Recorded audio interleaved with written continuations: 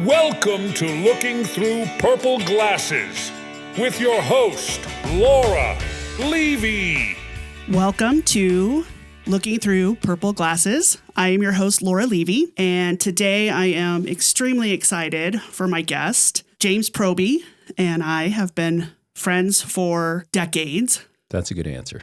About 4 decades, maybe? That's a good answer. Yeah. We're both really young still, but it's been about 4 decades. We met roughly in our middle teens. That's accurate. Went through high school together and have remained dear friends over these 4 decades. So I wanted to thank you for your friendship right out of the gate. It's been super exciting for me to watch what you've done over the last 4 decades. And so today I think we can cover some of that and then explain how you're contributing to the world and how you're getting through life. So you want to just take a couple minutes and introduce yourself to the audience?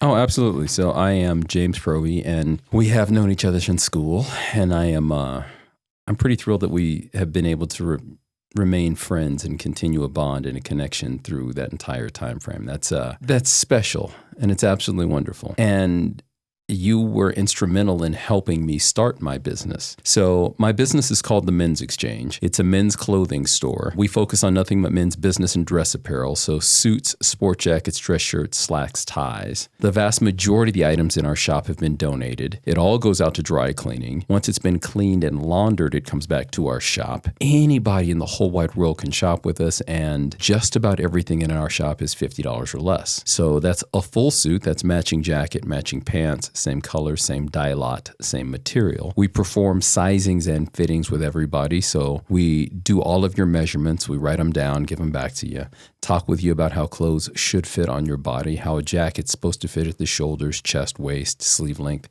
how pants are supposed to fit. And then for every 9 or so people that shop with us, we get to dress one person in our community at no cost. So we have a social impact or social enterprise business model. And we've made a few pivots to that throughout the years. We've added in brand new shoes that we carry at $50 a pair. We carry some brand new suits that we carry at $200. We carry belts that are brand new. So there's a mixture of donated items and new items, but everything is in the business and professional dress attire universe. And you are in Colorado Springs. We are in Colorado Springs at 409 North Tejon in the heart of downtown Colorado Springs, just north of Tejon and Boulder. But yeah, we've been downtown Colorado Springs for over 6 years now. And I know this has been a passion project of yours for a really long time.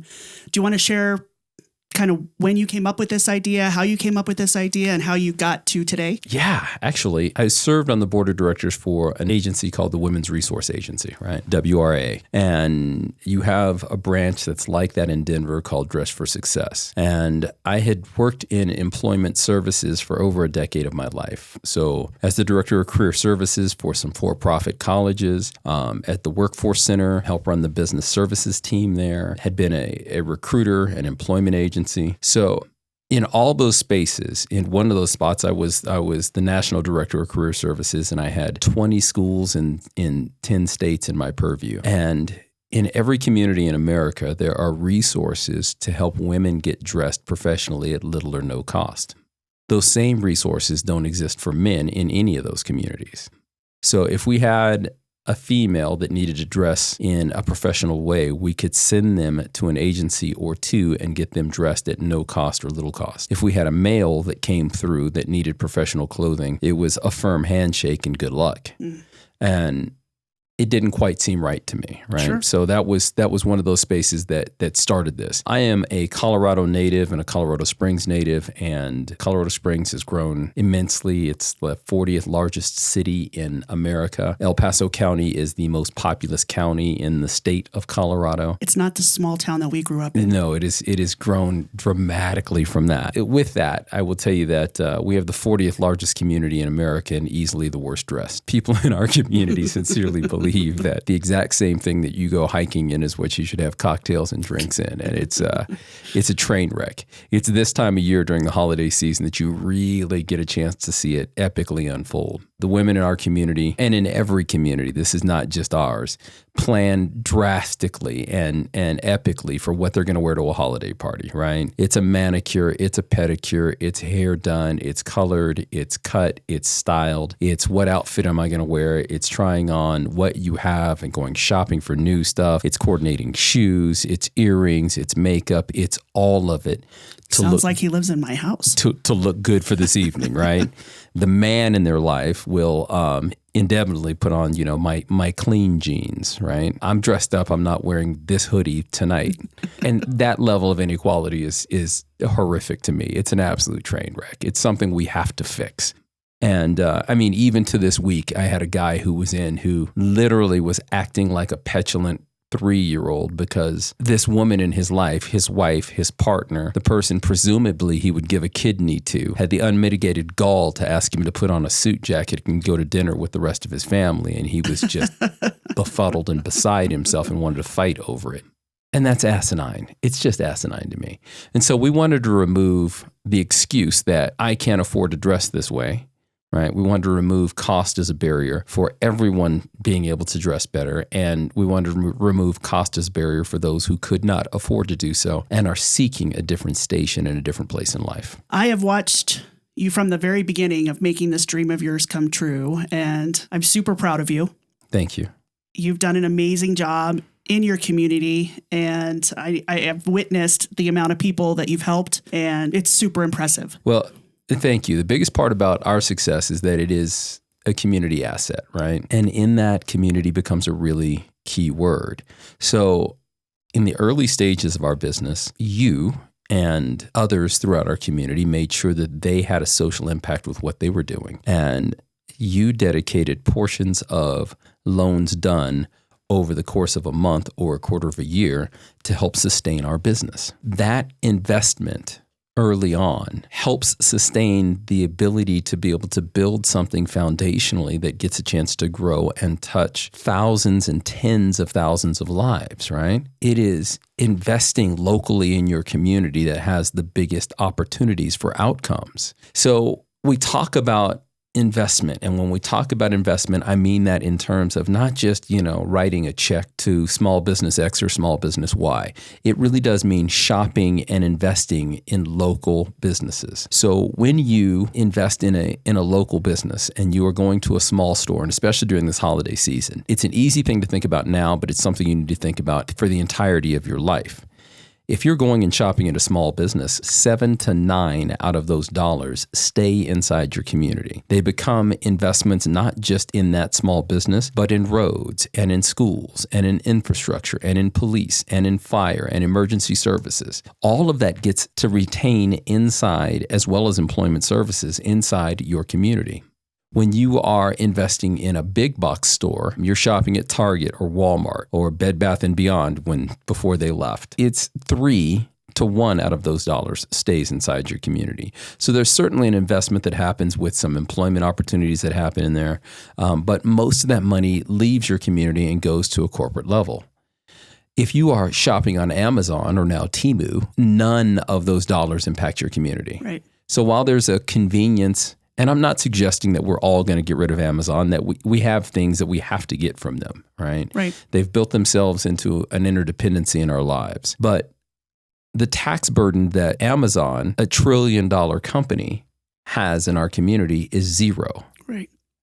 I have a greater tax burden in our community, and I fund more police, more fire, more community assets, more municipal assets, more roads, more infrastructure, all of that stuff than Amazon does. That inequality is an issue and something that we have to figure out how to address. But it's the investment that you're making on a daily basis that says where you are voting with your dollars.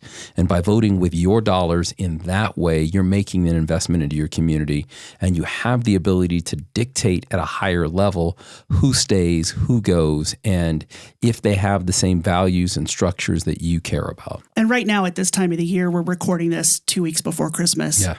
And we've labeled it as a society as, the giving time. People donate more to charities. They donate, they volunteer. And what I've decided that part of what I want to do with this podcast is to extend this giving time right. to a 12-month cycle instead of a 30-day cycle. Right. So it's important as you discuss the social impact of where you're spending your dollars. That shouldn't be something that we just do on Colorado Give Days or around the holidays. It should be something that we are focusing on doing throughout the entire year. The needs are 365 days a year. Right. They're not the 30 days on a advent calendar. Right. So this time of year here's where we're going to get to be the wonderful, controversial person I am. This time of year is the time of year that we like to celebrate the birth of Jesus Christ. My father pastored the same church for 47 years. His father pastored the church. I come from a long line of ministers, although I've made a conscious choice for that not to be my lot in life. So when I say these things, I'm not speaking from someone who is ignorant on the topic. We celebrate this time of year, and we celebrate this time of year not because this was actually when Christ was born. We celebrate because all too many other communities were having too much fun this time of year, right? Pagans were partying pretty hard during winter solstice, and the Jews were having a great time with Hanukkah, and we, as Christians, just did not want to be left out of that party, so we created a party for this. The irony of that is that the word Christian means to be Christ-like, which is absolutely not what it means in our society today. Often to not be Christ-like. To be Christ-like is not something that should happen for 28 days out of the year. It should not happen for 52 days out of the year just on Sundays. It is a choice to realize and recognize the humanity of everyone around you, where they are as they stand in what they're going through. And to realize that by offering forth love first, you can impact someone's life, whether they are homeless, whether they're struggling with addiction, if they are in the LGBTQ community. It does not mean that you have to personally identify with their struggle, but you have to be able to recognize and relate to people as they are going through whatever struggle, whatever challenge, whatever thing is in their life, and approach them with love and provide them with love. And what would happen? Where would our world be if Christ, in this time of year, Christmas, said, yeah, you know what? I'm only going to feed you if you follow what I say. Yeah. You know, I'm only going to clothe you if you do it this way. So it becomes a challenge. So I love the idea of investing every single day. It's a change in a mindset. It is there, but for the grace of God go I. It's how do I figure out how to recognize and connect with love the humanity that exists in all of us? How do I steep myself in the spaces of the God in me sees and recognizes the God in you? It's pretty powerful. It's transformative. It is a space that once the light switch goes on, once you swallow that blue pill of the Matrix, then everything kind of changes in your universe. Your vision changes, your auditory changes, your interpretation changes. Everything kind of switches around for you, and you begin to see souls as what they are. They're spirits of light that evolve around all of us, and then you recognize yourself in the same sense, and you honor yourself in a different way, and you honor the fellow lights that are around you in a different way.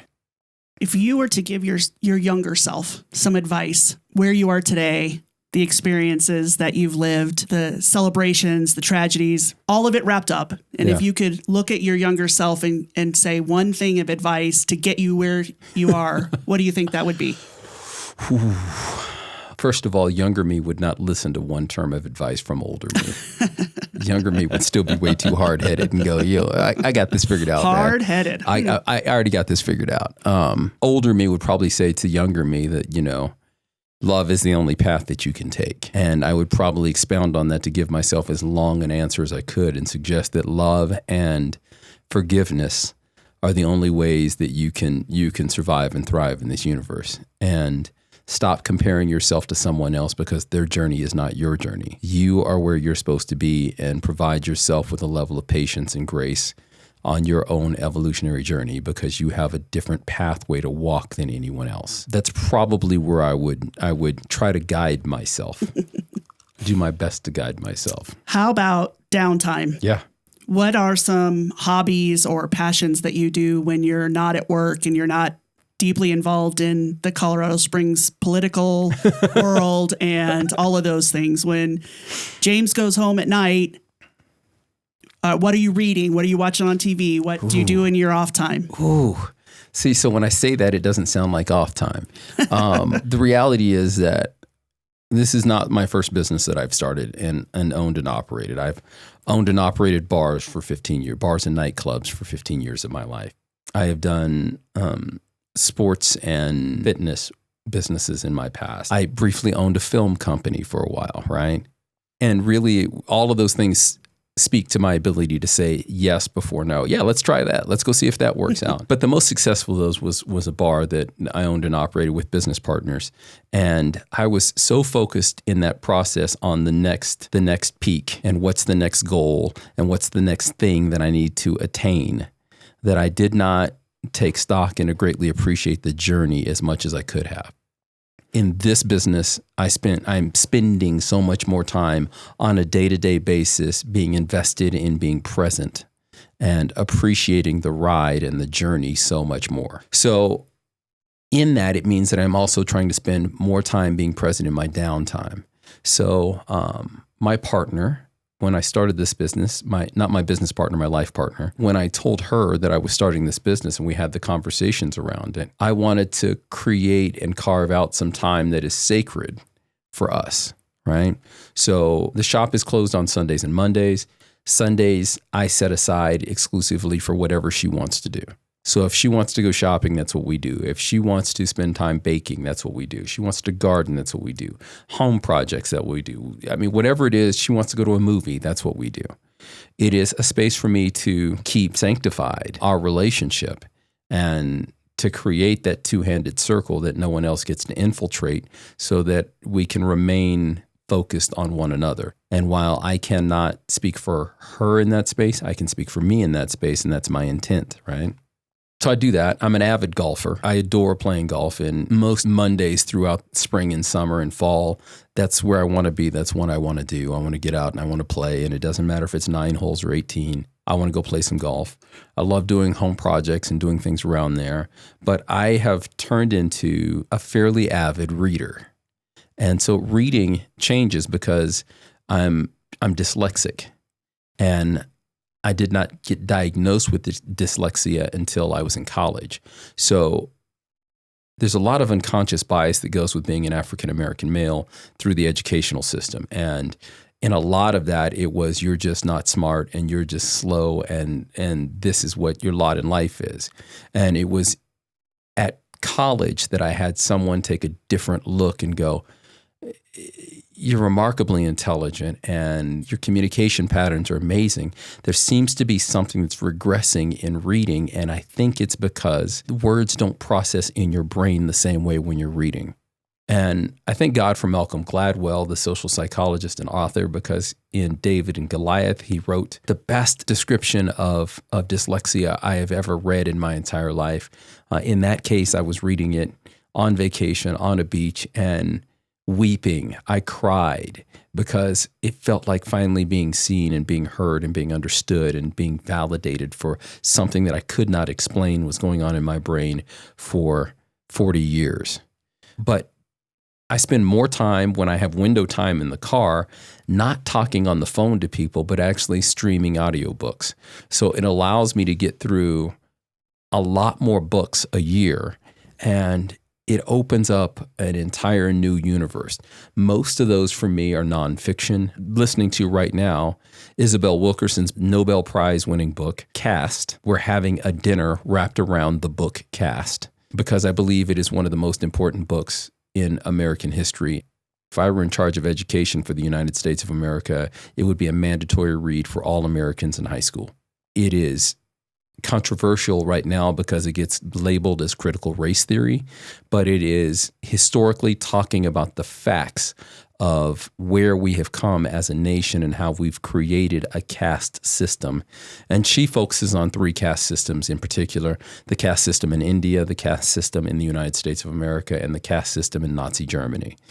And the similarities that run through all of them and how they came to be, and how they are completely manufactured, but they create this systemic and unconscious bias that resonates and has a residue that continues to impact us today.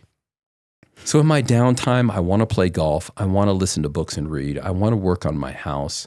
But honestly, the most joyous thing that I get to do at every single day is to go home and step into the fortress of solitude that is my house.